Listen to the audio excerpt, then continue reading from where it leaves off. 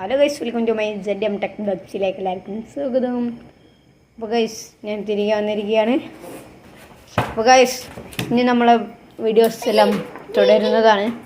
അപ്പോൾ ഗൈസ്, സൂചി കുത്തിയ കയ്യാണ് ഗൈസ്, വേദന കൊണ്ട് നേരത്തെ ഊരി. ഗൈസ്, ഇതാണ് ആദ്യം എടുത്ത എക്സ്റേ.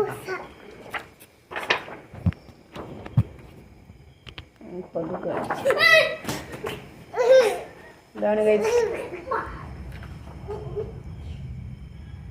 ഫസ്റ്റ് എടുത്ത എക്സ്റേ.